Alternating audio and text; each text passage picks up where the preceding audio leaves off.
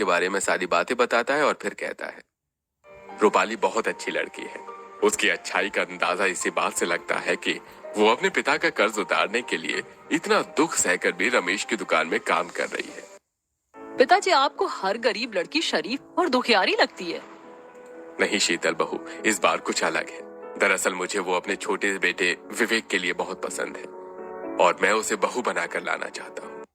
ये सुनकर तो सभी लोग जैसे सदमे में आ गए थे। तभी रुक्मणी बोलती है, ये आप क्या कह रहे हैं? हमारे 1000 गज के इस बंगले में आप किसी 10 गज में रहने वाली लड़की को लाना चाहते हैं?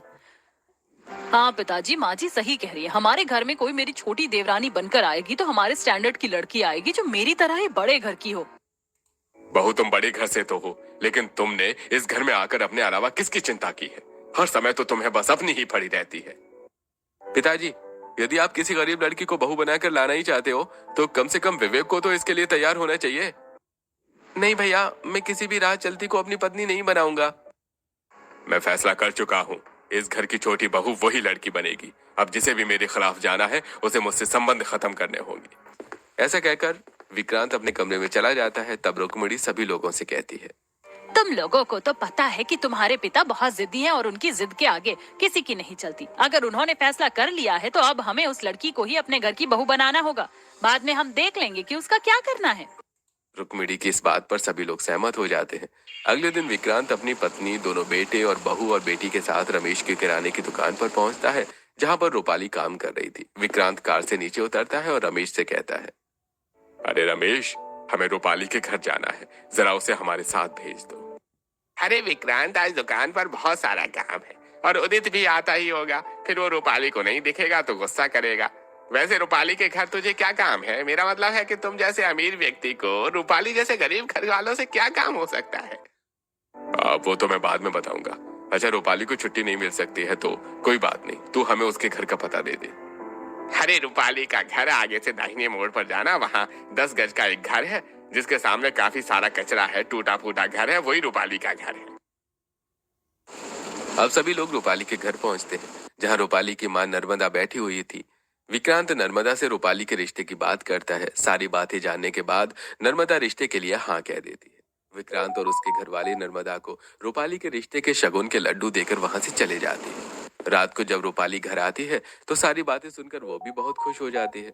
अब 2 महीने के अंदर धूमधाम से रूपाली की विवेक के साथ शादी हो जाती है और रूपाली दुल्हन बनकर अपने बंगले की तरफ चल निकल पड़ती है। वहीं कार एक बड़े से गेट के सामने आकर रुकती है। तभी रूपाली कहती है, सुनिए जी, अभी हमारा घर और कितनी दूर है? रूपाली की बात सुनकर बगल की सीट पर बैठा विवेक कहता है, जरा आंखों से देखो रूपाली, तुम हमारे घर के गेट पर ही खड़ी हो। रूपाली कार से बाहर झांक कर देखती है तो वहां 2 चौकीदार गेट खोल रहे थे। वो कुछ देख नहीं पाती। उसके बाद कार बंगले के सामने आकर रुकती है। रूपाली कार से नीचे उतरती है तो देखती है कि अंधेरे में भी वो बंगला रोशनी से चमक रहा था। बंगला इतना बड़ा था कि रूपाली को अपना सिर ऊंचा करके देखना पड़ रहा था। ये देखकर रूपाली मन में कहती है, बाप रे, इतने बड़े बंगले में है मेरा ससुराल। हम गरीबों को तो ऐसे बंगले सपने में भी दिखाई नहीं देते जैसा मुझे मेरे ससुराल के रूप में मिला है। अगर ये बंगला बाहर से इतना खूबसूरत है तो अंदर से कैसा होगा? वो बंगले को देख ही रही थी कि तभी उसकी जेठानी शीतल कहती है, देवरानी जी अंदर चलें? उसके बाद वो बंगले के दरवाजे पर आती है जहां नौकरानी शीलाबाई आरती की थाली लेकर खड़ी होती है। शीलाबाई आरती उतारकर रूपाली का गृह प्रवेश करवाती है। रूपाली कलश को गिराकर अंदर आती है तो देखती है कि उसके ससुराल का हॉल किसी खूबसूरत महल के हॉल की तरह दिखाई दे रहा था। हॉल इतना बड़ा है कि रूपाली चारों तरफ नजरें घुमा घुमा कर देख रही थी। उसकी सजावट इतनी खूबसूरत है कि रूपाली की आंखें बार बार उन सजावटों पर रुक जा रही थी। तभी रुक्मणी कहती है, विवेक बेटा, सभी लोग थक गए हैं, तू भी अपनी पत्नी को अपने कमरे में ले जा और आराम कर। तभी विवेक रूपाली से कहता है, चलो रूपाली, अपने कमरे में चलते हैं। विवेक सीढ़ियों से ऊपर चढ़ता है और रूपाली भी उसके पीछे पीछे जाती है। रूपाली देख रही थी कि सीढ़ियों के आसपास बहुत सारे कमरे दिखाई दे रहे थे। सीढ़ियों से ऊपर जाकर एक बहुत बड़ी बालकनी थी। विवेक थोड़ा आगे जाकर दाहिने मुड़ जाता है जहां एक बहुत बड़ा दरवाजा लगा था। रूपाली देखती है कि वो दरवाजा बहुत ही खूबसूरत है, बिल्कुल किसी महल के दरवाजे की तरह। फिर विवेक दरवाजा खोलता है और अपने कमरे में जाता है। रूपाली भी विवेक के पीछे कमरे में जाती है।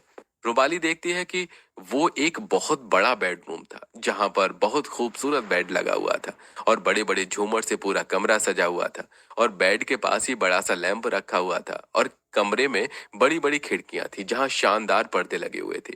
रूपाली घूम घूम कर ये सब देख रही थी, तभी